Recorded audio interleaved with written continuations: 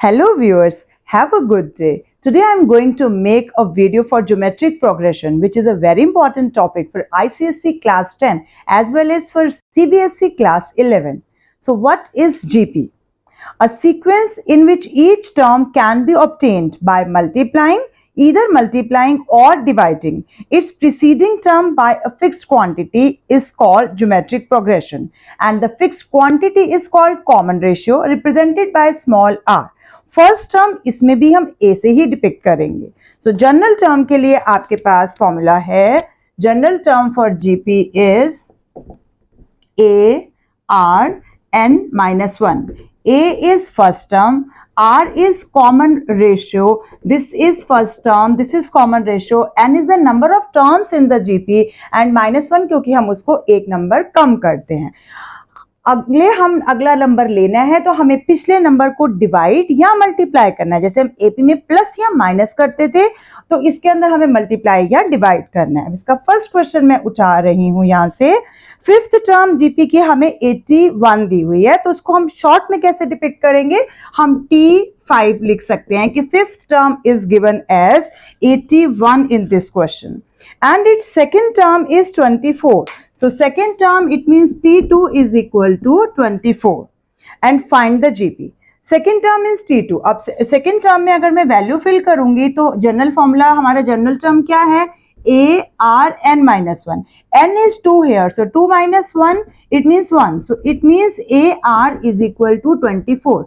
From here we can take the value of A in the terms of R. So 24 upon R, this is our first equation. So T5 is similarly A R 5 minus 1. So it is 4. It equal to यहाँ पर हमें किसकी value भरनी है? 81.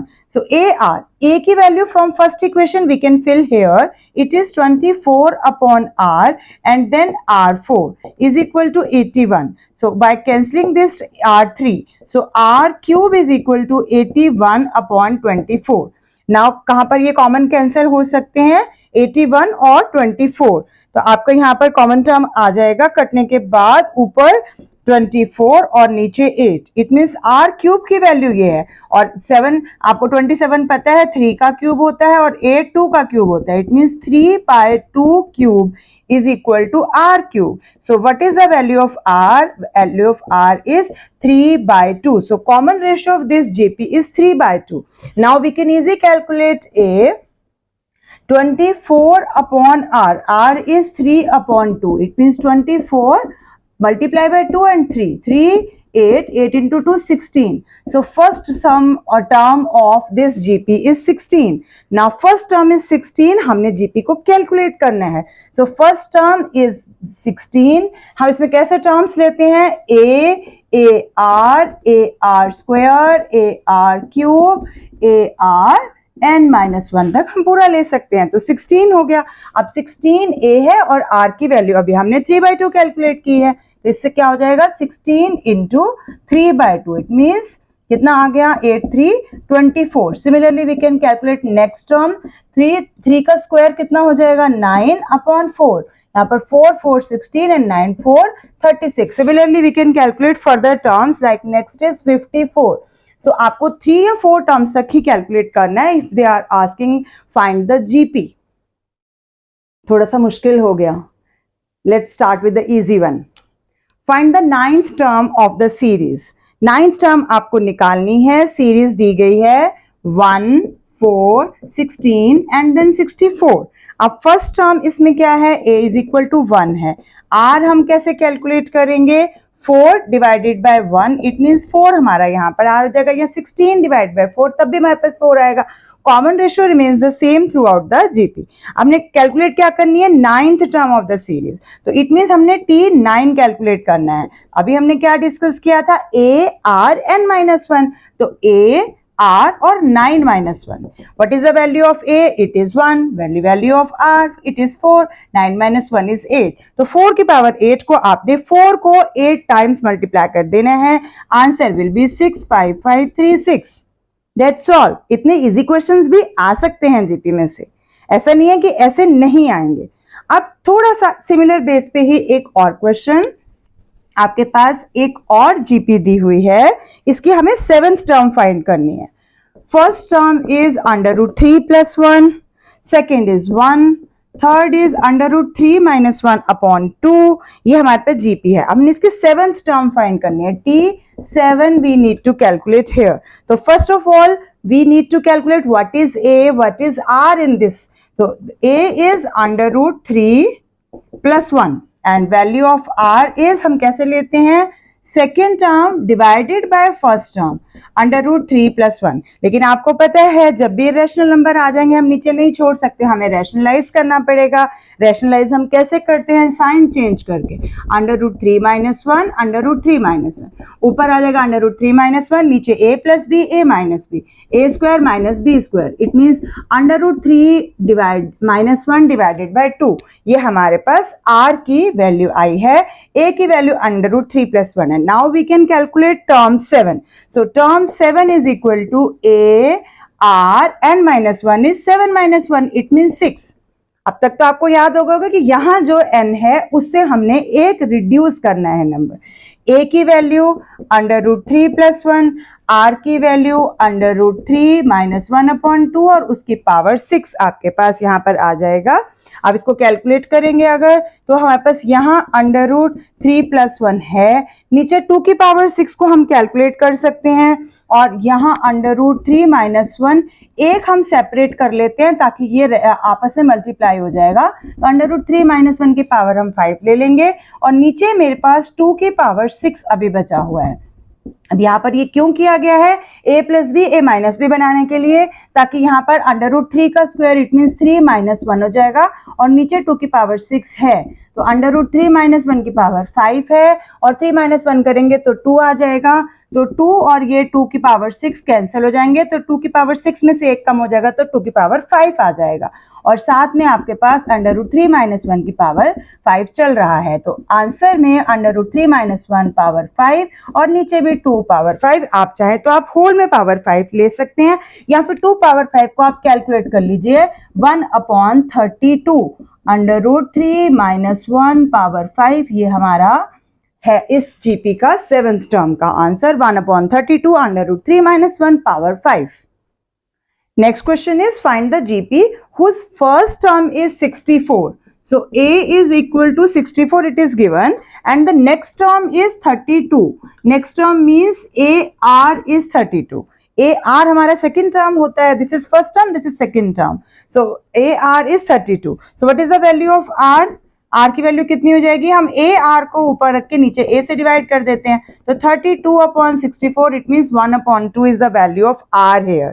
Now GP it means हमारे को term 3 calculate करनी है। तो टर्म 3 के लिए हम किस तरह से ले लेंगे, ये टर्म 2 थी हमारे पास, ये टर्म 2 है, ये टर्म 1 है जिसको हम a ही लेते हैं। तो टर्म 3 कितनी हो जाएगी, a r square.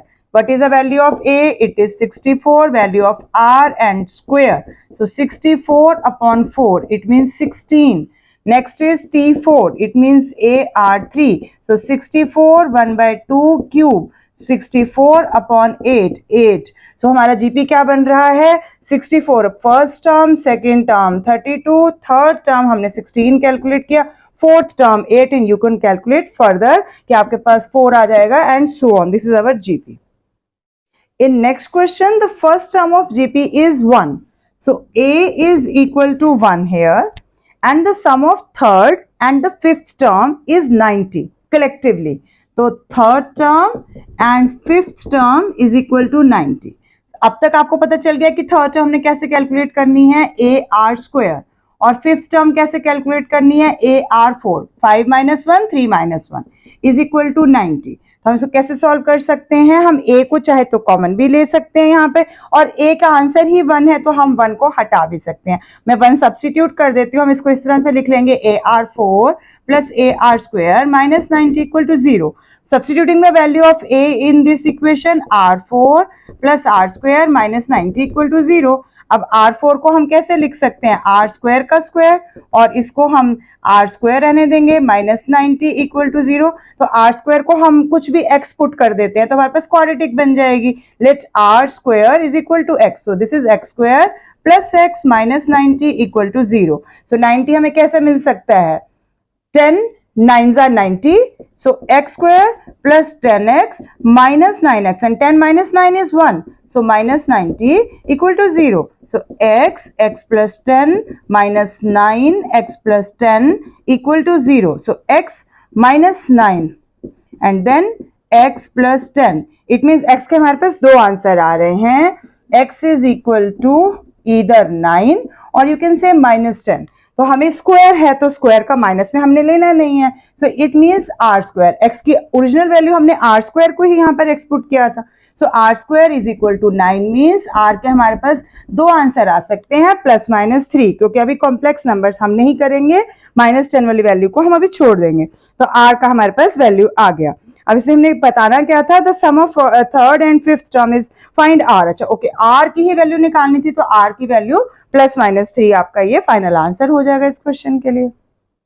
In this question, the fourth term, the seventh term and the last term of the GP are 10, 80 and 2560 respectively. Find its first term, common ratio and the number of terms. The fourth term is T4. Its value is 10. It means A R 4 minus 1. It means 3 is equal to 10. ये first equation हो जाएगी. Then next is seventh term. Seventh term T7 is equal to 80. 80. It means A R 6 इसकी value कितनी हो जाएगी 80. And then nth term is 2005. तो इसको हम Tn लिख के अभी 2560 या फिर आप A R n minus 1 लिख सकते हैं 2560. तो ये तीन इक्वेशन हमारे पास आ जाएंगी. Let this is first equation, this is second equation and this is third equation. So second equation को फर्स्ट इक्वेशन से डिवाइड करेंगे. जीपी में ज्यादातर क्वेश्चंस आपके डिवीजन से सॉल्व होंगे. A R 6 divided by A r cube, ये हमारी लेफ्ट हैंड साइड हो जाएगी. राइट हैंड साइड में 80 अपॉन 10 आ जाएगा यानी 8 आ जाएगा और यहाँ पर ए कैंसिल हो जाएगा और आर क्यूब. तो आर क्यूब की वैल्यू 8 आने का मतलब क्या हो गया कि आर की आपके पास आर का आंसर 2 आ गया. वैसे तो प्लस माइनस 2 हम दोनों ले सकते हैं बट यहाँ पर हम इजी कैलकुलेशन लेंगे तो आर इज इक्वल टू 2 आ गया. अब आर की वैल्यू 2 आने के बाद इसको हम फर्स्ट इक्वेशन में सब्स्टिट्यूट कर देंगे. तो first equation becomes now a r cube. So a है आर क्यूब में 2 की क्यूब हो गया and is equal to 10. So a is equal to 10 upon 2 cube means 8. तो कितने पे हो गया 5 अपॉन 4. तो ए की वैल्यू यहाँ पर कितनी आ जाएगी 5 अपॉन 4 और आर की वैल्यू आ गई 2. Now we can calculate the general term or you can say the last term of this GP. Last term is 2560. So A, value of A we have calculated. You can name this equation as 4 or 5 also. 5 by 4 is the value of A. Value of R is 2 and minus 1 is equal to 2560. So 2 and minus 1 is equal to 2560. Multiply by 4 and divided by 5. Calculation हमें देगा इसका answer 2 raise to power 9. इसको solve करोगे और 4 का 2 raise to power 2. It means 2 raise to power 11. तो 2 raise to power n minus 1 same base है. Exponents को कंपेयर करेंगे. n minus 1 is equal to 11. n is equal to 11 plus 1 it means 12. So n is equal to 12. तो आपने number of terms बता दी 12 है. ए बता दिया आपने. Value of a is 5 by 4 and common ratio is 2. This is the final answer of this question. Next question is connecting AP with GP. If a b c are in AP, 3 numbers A, B, C are in AP, whereas X, Y, Z are in GP. Prove X raised to power B minus C, Y raised to power C minus C and Z raised to power A minus B is equal to 1. अब क्योंकि ये AP में है और हमें AP का पता है कि middle term is the arithmetic mean of first and third, तो आपके पास A, B, C तीनों AP में है. इट मीन्स इससे क्या अप्लाई हो रहा है कि मिडिल टर्म मीन्स 2, जो हमारा B है इसको अगर मैं 2 से मल्टीप्लाई कर दूं तो अरिथमेटिक मीन बन जाएगा is equal to A plus C के इक्वल आ रहा है. तो यहाँ पर इसको फर्स्ट इक्वेशन बनाकर हम सेव करके रख लेंगे. अब ये GP में है तो GP में हमारे पास क्या हो जाती है, फर्स्ट टर्म x है और सेकेंड टर्म यानी कि y किसके इक्वल हो जाएगा हमारा A R. R को हम R ही ले लेते हैं. फर्स्ट टर्म हमारे पास x है तो x इंटू आर हो जाएगा। यहाँ आर को मैं कॉमन रेशियो को कैपिटल आर से रिप्रेजेंट कर रही हूँ, और z जो है इसमें हमारे पास क्या आ जाएगा, इसका दोबारा r से मल्टीप्लाई, यानी कि अगर मैं x को करूंगी तो x और 2 r हो जाएंगे, यानी कि r स्क्वायर हो जाएगा। तो y की वैल्यू x r हो जाएगी और z की वैल्यू x r स्क्वायर हो जाएगी। अब हमारे पास जो इक्वेशन LHS में दिया गया था, x raise to power b minus c, y raise to power c minus a and z raise to power a minus b, इसको हमें राइट हैंड साइड 1 के इक्वल प्रूव करना है, बट इनिशियली हम सिर्फ LHS को ले रहे हैं और इसको सॉल्व करने की कोशिश करते हैं। तो यहाँ पर x की वैल्यू हमारे पास, x को तो हमने x की टर्म्स में लेना है, y को हमने x की टर्म्स में यहाँ पर डिपिक्ट करना है। तो x r हमने इसकी वैल्यू ली थी, तो x और r है और उसकी पावर c माइनस a है। सिमिलरली यहाँ पर हमारे पास नेक्स्ट क्या आ रहा है, z को भी हमने x और r की टर्म्स में लेना है, तो एक्स आर स्क्वायर और इसकी पावर है a माइनस बी। अब इसको हम थोड़ा सेपरेट करते हैं, x raise to power b minus c, x raise to power यहाँ दो x और r है तो दोनों के साथ हम सेपरेट ले लेते हैं, c minus a and r raise to power c minus a, again x raise to power a minus b and r 2a minus 2b, 2 and a minus b हम इसको खोल रहे हैं। अब सेम बेस हमारे पास x है, सारे exponents आपस में क्या हो जाएंगे, प्लस हो जाएंगे। तो b माइनस सी यहाँ पर प्लस c माइनस a, इधर से क्या आ जाएगा plus a minus b. Similarly जब r सेम बेस लेंगे तो r की सेम बेस के साथ हमारे पास क्या आ रहा है, c माइनस a है और यहाँ पर प्लस का 2a और माइनस का 2b है। अब b और आप c देखिए, b minus b cancel, c minus c cancel, a minus a cancel, so x raise to power 0, r raise to power क्या आ जाएगा 2a minus a, it means a and 2b है आपके पास और plus c भी है, तो 2a minus a is a plus c and then minus 2b, आपके पास ये टर्म आ रही है। तो x रेज टू पावर 0 ये टर्म तो 1 हो जाएगी, लेकिन r के ऊपर जो ये सब आ रहा है इसको हम कैसे सॉल्व करेंगे, यहाँ पर हम फर्स्ट इक्वेशन जो हमने स्टार्टिंग में बनाई थी उसको यूज करेंगे। तो हमने a प्लस सी की वैल्यू को 2b लिखा था, तो ये हमारे पास a प्लस सी आ गया है। अब यहाँ पर ये भी 2b के इक्वल हो गया और माइनस 2b हो गया, इट मीन्स r की पावर भी हमारे पास 0 आ गई, और इट मीन्स r की पावर 0 का मतलब भी हमारे पास 1 हो जाएगा। Any number power 0 equal to 1, 1 is equal to हमारी राइट हैंड साइड आ गई, हैंस सॉल्व। आपने इनिशियली एपी से स्टार्ट करना है। अर्थमेटिक मीन का formula, middle term is equal to addition of first and third term, और यहाँ पर मिडिल टर्म का भी ट्वाइस, क्योंकि हम मीन का मतलब क्या लेते हैं, अगर मैं बी लेती तो हम क्या लेते, a plus c divided by 2, तो ये 2 इधर चला जाएगा, तब करके यहाँ पर 2b is equal to a plus c हम एपी से निकालते हैं, अर्थमेटिक मीन बोलते हैं। और यहाँ पर जीपी में जब हमने लिया टर्म्स को, तो सबको हमने एक्स वाई जेड को एक्स के टर्म्स में शो कर लिया, ताकि हमें कैलकुलेशन में यहाँ पर इजी हो जाएगा। Now some properties of GP, ratio between consecutive terms, जो लगातार कॉन्टिन्यूस टर्म्स होंगे, और फिर GP is always the same, ratio same है तभी तो हमने क्वेश्चंस में सॉल्व किया उसी को यूज करके। If a b c are in GP, तो इसमें हम कैसे ले लेते हैं, b by a is equal to c by b, it means ये दोनों मल्टीप्लाई करेंगे, b square is equal to a c, ये हमारे पास ज्योमेट्रिक मीन आ जाता है, b square is equal to a c. अभी जैसे हमने ए बी में किया था कि 2b is equal to a plus c, तो वो अर्थमेटिक मीन था। अब यहाँ पर हम ज्योमेट्रिक मीन जीएम कर रहे हैं, तो मिडिल टर्म का square is equal to product of first and third term, तो b square is equal to a c आ जाएगा। थर्ड प्रॉपर्टी है, each term of GP is multiply और divided by the same non zero number, resulting series is also a GP. सब numbers को हमने same number से multiply and divide किया है, तो भी हमारे पास वापस से जीपी ही बन जाएगी।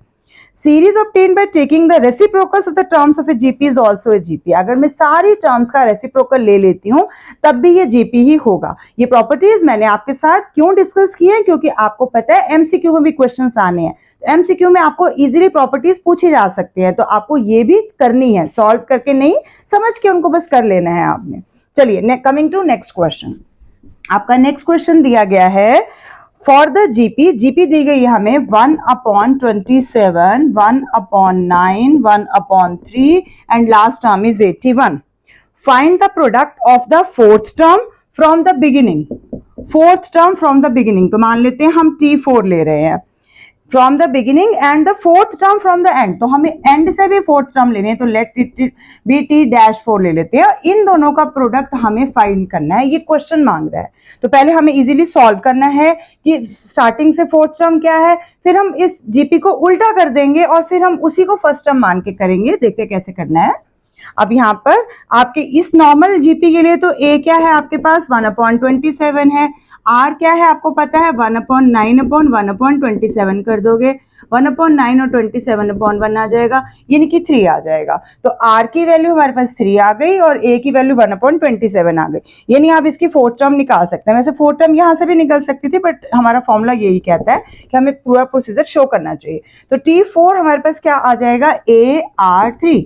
अब ए की वैल्यू 1/27 है, आर की वैल्यू 3 है और 3 का क्यूब कर दूंगी तो कितना हो जाएगा 27/27, यानी हमारी फोर्थ टर्म जो इसमें आ रही है, यहाँ पर फोर्थ टर्म हमारे पास 1 आ जाएगी। तो ये हमारी इक्वेशन नंबर 1 हम बना के छोड़ देते हैं। अब उसके बाद हमने इस जीपी को उल्टा करना है, क्योंकि fourth term from the end का मतलब क्या हो गया कि हम इस जीपी को ही उल्टा कर देते हैं। तो उस जीपी में मेरी लास्ट टर्म जो है ये वो फर्स्ट टर्म बन जाएगी 81, और उसके बाद मेरे पास 1/3 है, 1/9 है, 1/27 इसकी लास्ट टर्म बन जाएगी इस जीपी की। तो इस केस में मेरे पास ए की वैल्यू कितनी आ जाएगी 81 और आर की वैल्यू कितनी हो जाएगी। अब आप खुद देखिए, जैसे हम एपी में करते थे, जब हम पीछे से लेते थे तो हमारे डी के साथ माइनस का साइन आता था, लेकिन यहाँ पर माइनस तो होता नहीं, यहाँ पर रेसिप्रोकल हो जाएगा। तो आप 1/3 को 1/9 से डिवाइड करेंगे या 1/9 को 1/3 से करेंगे तो कितना आ जाएगा आपके पास, जो यहाँ आया था 3 उसका उल्टा आ जाएगा, यानी आपके पास इसमें जो डी आर है वो 1/3 आ जाएगा। तो आर की वैल्यू यहाँ पर 1/3 आ गई। आप चाहो तो आप इसको कैलकुलेट करके देख सकते हो यहाँ से।